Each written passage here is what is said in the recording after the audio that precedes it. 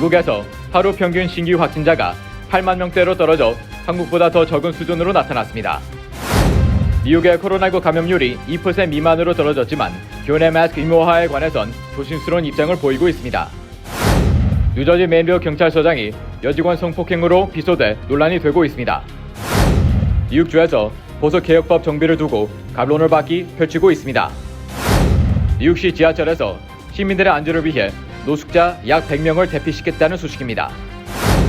러시아 우크라이나 침공으로 국제 유가가 배럴당 $150까지 오를 것이라는 전망이 나오고 있습니다.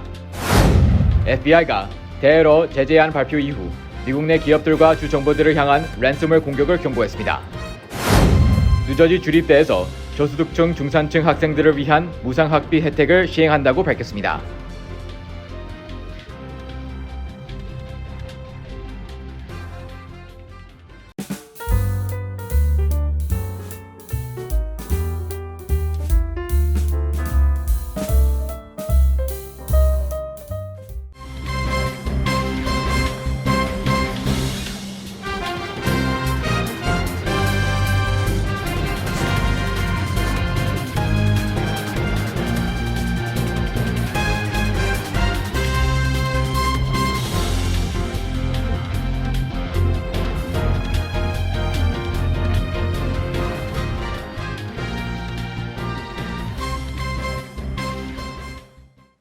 여러분 안녕하십니까?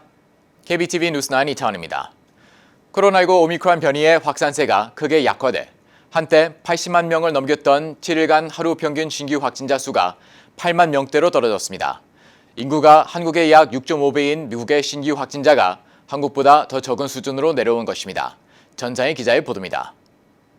어제 집계된 7일간 하루 평균 신규 코로나19 확진자는 8만 9,024명으로 2주 전보다 65%나 감소했다고 뉴욕타임즈가 보도했습니다. 특히 신규 확진자가 팬데믹 기간 최고치를 기록했던 지난달 14일에 80만 6,795명과 견주면 약 10분의 1 수준으로 떨어졌습니다. 또 미국에서 첫 오미크론 확진자가 나왔던 지난해 12월 1일에 7일간 하루 평균 확진자가 8만 6,559명이었던 점에 비추어 보면 오미크론 확산 이전 수준으로 거의 돌아간 셈입니다. 미국에서는 지난해 12월 중순부터 확진자가 가파르게 늘기 시작해 올해 1월 14일 정점을 찍은 뒤 다시 그로부터 약 5주 만에 오미크론 확산 이전 상황으로 복귀했습니다. 코로나19 확산이 둔화되면서 입원 환자도 크게 줄어 한때 16만 명에 육박했던 하루 평균 입원 환자는 21일 기준 6만 5,861명으로 내려왔습니다. 다만 하루 평균 사망자는 2,096명으로 여전히 2,000명을 넘겼지만 이 역시 2주 전보다는 19% 감소했습니다. 미국의 코로나19 유행이 안정을 찾으면서 신규 확진자가 팬데믹 초기 이후 처음으로 한국보다 적었습니다. 22일 밤 12시 기준 한국의 하루 신규 확진자는 17만 1,452명으로 집계됐습니다. 미국처럼 7일간의 평균으로 환산해도 하루 평균 신규 확진자는 11만 913명으로 미국보다 더 많습니다. 코로나19 상황이 호전되면서 미국 49개 주에서는 주정부 차원의 마스크 착용 의무화 조치가 이미 해제됐거나 해제될 예정입니다. KBTV 뉴스 전상입니다. 뉴욕의 코로나 바이러스 감염률이 2% 미만으로 떨어지며 계속 하락세를 이어가고 있는데요. 뉴욕 주민들은 학교 내 마스크 착용 의무화 해제에는 신중히 결정해야 한다며 조심스러운 입장을 보이고 있습니다. 계속해서 전상희 기자의 보도입니다. 뉴욕과 뉴저지, 커네티컷의 코로나19 감염률이 계속해서 하락세를 이어가고 있습니다. 어제 뉴욕의 7일 평균 감염률은 2% 아래로 떨어졌고 뉴저지가 3.1%, 커네티컷 2.9%의 감염률을 기록했습니다. 이는 한 달 전 대비 감염률이 86%나 급감한 것입니다. 시에나 칼리지의 설문조사에 따르면 뉴욕 주민들의 과반수 이상이 여전히 실내와 학교 등 공공장소의 마스크 착용 의무화를 지지하고 있습니다. 조사에서 응답자의 58%에 해당하는 뉴욕 주민들은 주정부가 3월 초 학교 내 마스크 착용 의무화 조치를 해제하기 전에 데이터를 신중히 모니터링해야 하며 섣불리 규제를 완화해서는 안 된다고 응답했습니다. 즉 3명 중 2명인 과반수 이상이 학교 내 마스크 착용 의무화 해제에 신중한 입장을 보이고 있는 것입니다. 특이한 점은 학교에 등교하는 자녀가 있는 성인보다 학교에 등교하는 자녀가 없는 성인들이 학교 내 마스크 의무화 조치를 더 지지하는 것으로 조사된 사실입니다. 자녀가 있는 성인의 경우 학교 내 마스크 의무화 해제 신중론이 46%를 차지했지만 자녀가 없는 성인의 경우 64%가 학교 내 마스크 착용 의무화 해제 조치는 신중히 결정해야 한다고 응답한 것입니다. 또 자녀가 있는 학부모의 40%는 학교 내 마스크 착용 의무화 철폐를 지지한 반면 자녀가 없는 성인의 경우 단 25%만이 마스크 착용 의무화 철폐를 지지한 것으로 나타났습니다. KBTV 뉴스 전상입니다. 뉴저지 메인빌 경찰서장이 수년간 한 부하 여직원을 상습 성폭행하고 성적으로 학대한 혐의로 기소됐습니다. 자세한 소식 김문지 기자가 전합니다. NBC 뉴스에 따르면 토머스 허브스트 서장은 지난 2020년 10월부터 서장으로 일하고 있는데 법원에 제출된 소송장에 따르면 피해 직원은 2000년부터 경찰서에서 근무하기 시작했습니다. 피해 직원은 소송장에서 서장이 2008년 자신 앞에서 자위행위를 했다며 그만하라고 말했는데도 불구하고 결국 부서 내 한 방에서 자신을 성폭행했다고 진술했습니다. 또 서장이 경찰서에서 자신을 여러 차례 성폭행했고 이후 집과 다른 장소에서도 성폭행했다고 덧붙였습니다. 피해 직원의 변호사는 10년 이상 그녀가 겪은 정신적 충격은 말로 표현할 수 없을 정도였다고 말했습니다. 한편 허브스트 서장은 현재 유급 휴가 중입니다. KBTV 뉴스 김은지입니다. 뉴욕주 유권자의 65%는 보석금 제도를 되살리거나 강화해야 한다고 생각하는 것으로 나타났습니다. 최근 뉴욕 기론의 범죄율이 급격히 뛴 데는 뉴욕주가 경범죄, 비폭력 중범죄 혐의자에 대한 보석 제도를 전면 폐지한 보석개혁법이 영향을 미친 것으로 보고 있기 때문입니다. 보도에 홍찬우 기자입니다.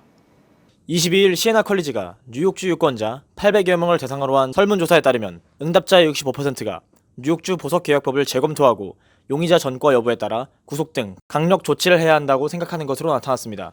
현재 보석개혁법을 개정해서는 안 된다고 답한 비율은 27%에 불과했습니다. 또 응답자의 90% 이상은 뉴욕주 범죄 문제가 심각하다고 판단했습니다. 보석개혁법은 앤드류 쿠오모 전 뉴욕 주지사 주도로 2020년 1월 1일부터 시행됐습니다.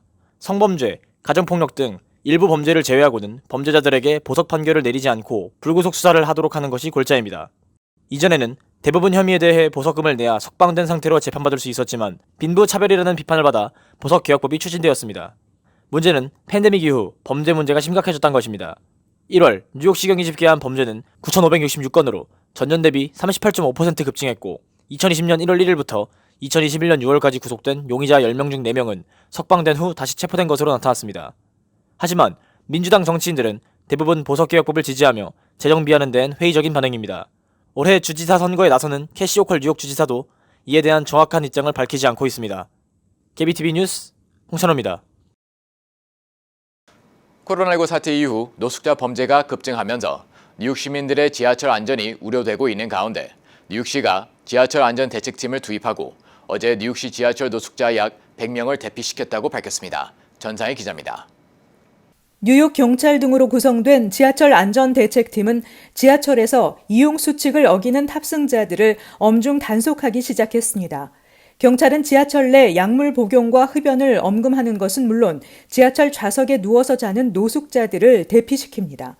어제 지하철 안전대책팀은 저녁과 야간에 출동해 지하철 노숙자 약 100명을 대피시켰다고 밝혔습니다. 지하철 안전대책에는 정신질환이나 약물 복용 등의 문제를 지닌 노숙자들에게 정신건강 서비스, 영구 주거 서비스를 제공하는 방안도 포함됐습니다.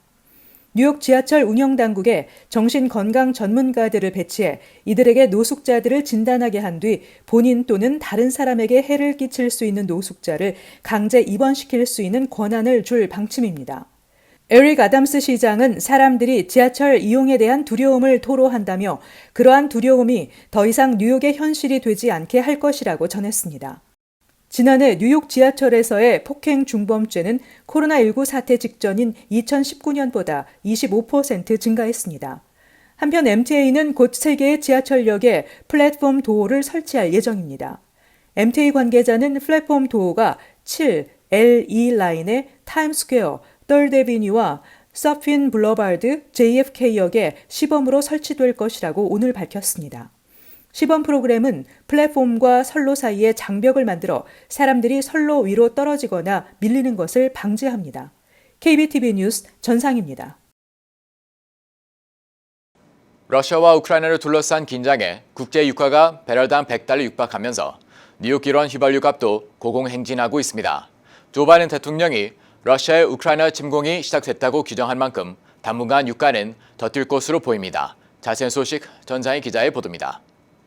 전미 자동차 협회에 따르면 뉴욕주 평균 휘발유 값은 갤런당 $3 75센트로 한 달 전 $3 50센트에 비해 약 25센트 올랐습니다. 1년 전과 비교하면 $1 이상 오른 것입니다. 뉴저지주 평균 휘발유 값은 갤런당 $3 62센트로 한 달 전에 비해 24센트 올랐습니다. 세계적인 물가 급등세에 지정학적 불안까지 더해지면서 국제 유가는 배럴당 $100를 바라보고 러시아와 우크라이나가 전면전으로 치닫을 경우 유가는 배럴당 $150까지 치솟을 것이라는 전망도 나와 백악관이 비상 대응 체제를 준비 중인 것으로 알려졌습니다. 러시아 상원은 블라디미르 푸틴 러시아 대통령의 해외 파병 요청을 승인했고 조 바이든 대통령도 러시아의 우크라이나 침공이 시작됐다며 제재 조치를 밝혔습니다. 워싱턴 포스트는 백악관이 전략 비축유, 방출 등을 검토 중이라고 보도했습니다. 팬데믹의 수요가 급감하면서 방치됐던 미국 셰일 유전도 재조명되고 있습니다. 월스트리트 저널에 따르면 오클라호마주 아나다코 지역에서 가동 중인 시추 장비는 팬데믹 당시 평균 7개에서 46개로 급증했습니다. KBTV 뉴스 전상입니다. 미국 연방수사국 FBI가 22일 미국이 우크라이나 사태와 관련해 첫 테러 제재안을 발표한 것과 관련 러시아가 이에 대한 보복으로 미국 내 주정부 그리고 민간 기업 등을 랜섬웨어 공격할 수 있다고 경고했습니다. 홍찬호 기자의 보도입니다. CNN은 복수의 소식통을 인용해 조 바이든 미 대통령이 이날 러시아 은행과 엘리트층에 대한 새로운 제재를 발표한 지 얼마 지나지 않아 FBI 사이버 업무 담당 고위 관리인 데이비드 링이 미 기업과 지방 정부에 대한 랜섬웨어 공격 가능성을 염두에 둘 것을 요청했다고 전했습니다. 그는 민간 기업 임원과 주 및 지방 공무원들과 전화 브리핑에서 러시아는 사이버 범죄자에게 허용되는 운영 환경이며 우크라이나를 둘러싼 서방과 러시아의 대결이 계속되고 추가 제재가 발표된 만큼 그 같은 환경이 더 작아지지는 않을 것이라고 말했습니다. 그러면서 랜섬웨어 공격이 주요 서비스 제공을 방해할 수 있어 이에 대한 방안을 마련하도록 주 및 지방 관리들과 기업 임원들에게 요청했습니다. 러시아어를 구사하는 사이버 범죄자들이 미국의 중요 기반 시설을 교란하려는 의지는 수년간 미국의 우려사항이었습니다. 실제로 지난해 랜섬웨어 공격으로 미 주요 송유관 회사 콜로니얼 파이프라인이 며칠 동안 폐쇄된 바 있습니다. KBTV 뉴스 홍찬호입니다. 뉴저지의 대표적인 주립대인 러커스대가 연소득 $65,000 이하 학부생에게 수업료 면제 혜택을 제공합니다. 이에 따라 뉴저지에서도 저소득층과 중산층을 대상으로 한 대학 학비 무료 혜택이 본격화될 것이라는 기대감이 커지고 있습니다. 김은지 기자가 전해드립니다. 지난 21일 러커스대는 올가을 시작하는 2022-2023 학년도부터 뉴브런스윅 캠퍼스에 등록하는 1, 2학년 학부생에게 연소득에 따라 수업료 면제 또는 감면 혜택을 제공하는 스칼렛 개런티 프로그램을 시행한다고 발표했습니다. 학교 측에 따르면 학생 가정의 조정 연소득이 $65,000 이하면 수업료가 전액 면제됩니다. 또 연소득이 $65,000에서 $80,000 사이면 연간 수업료를 $3,000만 받고 $80,000에서 $100,000 사이면 수업료를 $5,000만 내면 됩니다. 현재 러커스대 학부생 연간 수업료는 거주민 기준 $12,536로 전국 최고 수준입니다. 또 러커스대의 스칼렛 개런티 프로그램은 1, 2학년 대상이지만 2022-2023학년도부터 뉴저지 주정부가 시작하는 주립대 3, 4학년 대상 무상 수업료 프로그램인 가든 스테이트 개런티와 연계하면 연소득 $65,000 이하 학생은 학부과정 4년 동안 무상 수업료 혜택을 받을 수 있습니다.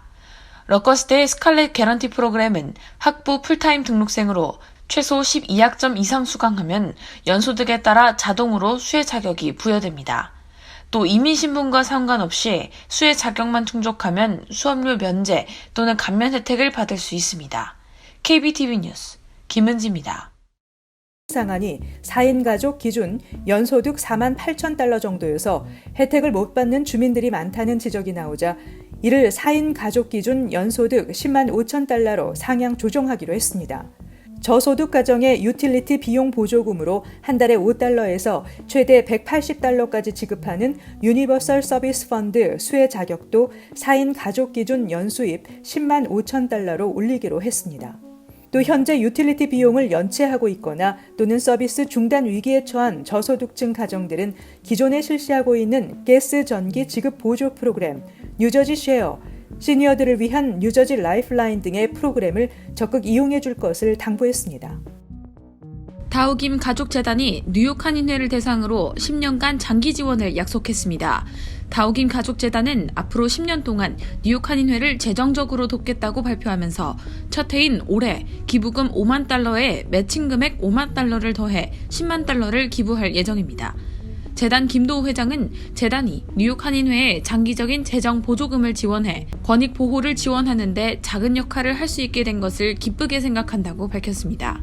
이에 대해 찰스윤 뉴욕 한인 회장은 지금까지는 매년 모금 행사를 통해 한인회 운영 자금을 마련했지만 이번 다우김 재단의 장기적인 재정 후원 약속으로 이제 한인회가 장기적인 계획을 세울 수 있게 됐다고 감사의 뜻을 표시했습니다. 뉴욕시 퀸즈 출신의 한인 투자 사업가 김수형 스탠다드 제너럴 펀드 회장이 버지니아주 미디어 회사를 87억 달러에 인수했습니다. 퀸즈에서 성장해 스타이브슨 고교와 프린스턴대를 졸업하고 헤지펀드와 카지노 사업으로 크게 성공한 김 회장은 미전역에 10여 개의 카지노를 소유하고 있으면서 뉴욕주의 새로운 카지노 건설을 추진해 주목받고 있습니다. 김 회장이 운영하고 있는 헤지펀드 회사 스탠다드 제너럴 펀드에 따르면 최근 김 회장은 미디어 그룹 아폴로와 함께 공동으로 버지니아주에 있는 방송 미디어 회사 태그나를 매입하는 계약을 성사시켰습니다. 김 회장이 인수한 태그나 미디어 회사는 미국의 대표적인 신문 재벌인 가넷에서 2015년 스핀오프된 회사로 미국 54개 지역에서 64개 TV 방송사와 2개 라디오 방송사를 운영하고 있습니다. 인수자금 87억 달러 가운데 80억 달러 정도는 김 회장이 지불한 것으로 알려졌는데 김 회장은 인수가 완료되면 3개 방송사를 아폴로에 넘길 예정인 것으로 알려졌습니다. 잠시 후 커뮤니티 브리핑을 전합니다.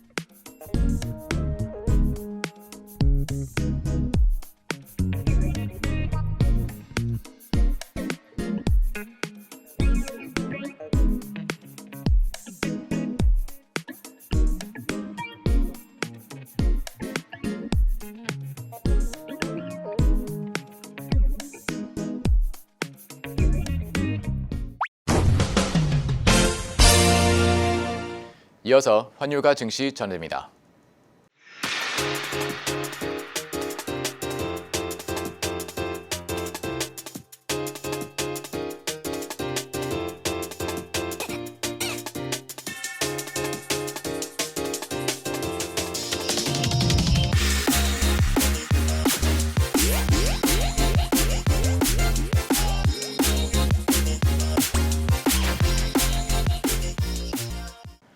잠시 후 뉴욕과 뉴저지 날씨 전해드립니다.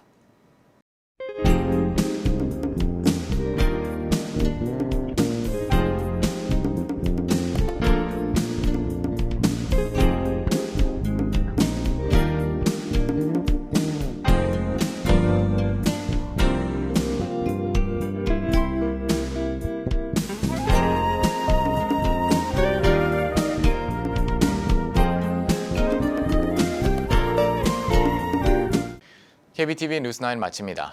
오늘도 시청해 주셔서 감사합니다. 편안한 밤 보내시 바랍니다.